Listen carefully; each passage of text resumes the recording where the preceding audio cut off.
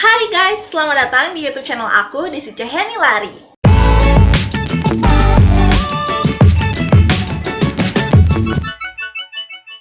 Oke guys, jadi video kali ini aku bakal membahas lagi tentang menstruasi, tapi lebih tepatnya membahas tentang darah haid yang keluar sedikit gitu ya. Jadi bagi kalian yang mengalami menstruasi terus darah yang keluar tuh sedikit, kalian wajib tahu penyebabnya itu kenapa sih gitu ya. Nah, sebenarnya penyebabnya itu adalah hormonal, tapi ada beberapa penyebab spesifik lagi yang wajib kalian ketahui, oke?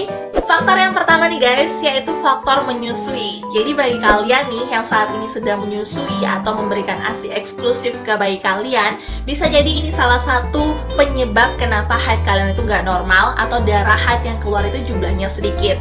Karena kenapa? Karena saat kalian itu menyusui, tubuh kalian itu membuat dua hormon. Jadi ada hormon sintesis laktosa dan juga ada hormon prolaktin alfa laktalbumin. Yang mana kedua hormon ini menyebabkan hormon reproduksi yang ada dalam tubuh kalian itu terhambat, sehingga bisa membuat siklus menstruasi kalian tuh nggak normal atau darah yang keluar itu juga nggak normal. Tapi jangan khawatir, kalau kalian itu sudah selesai menyusui atau memberikan ASI eksklusif ke bayi kalian, ini akan balik normal lagi.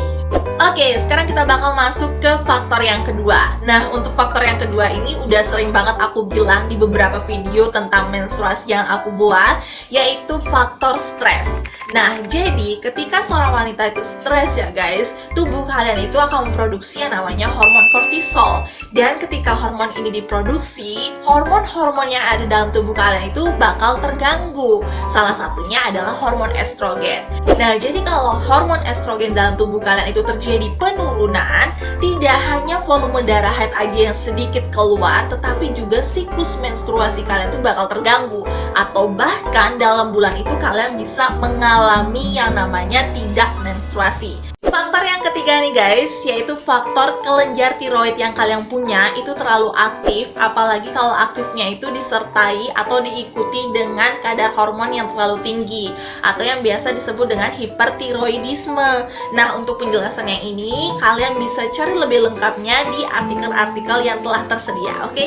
Dan untuk penyebab yang keempat nih guys, datangnya dari PCOS atau yang biasa disebut dengan Polycystic Ovarium Syndrome. Nah, jadi untuk PCOS ini udah banyak banget dijelasin oleh dokter-dokter di YouTube gitu ya, kalian bisa tonton.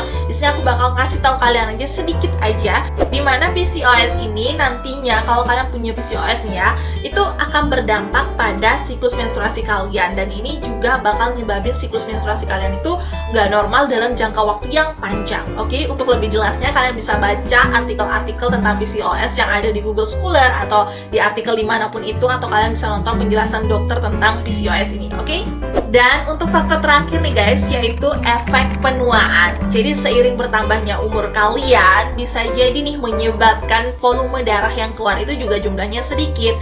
Kenapa? Karena kalian itu sudah masuk ke fase transisi menopause atau yang biasa disebut dengan premenopause.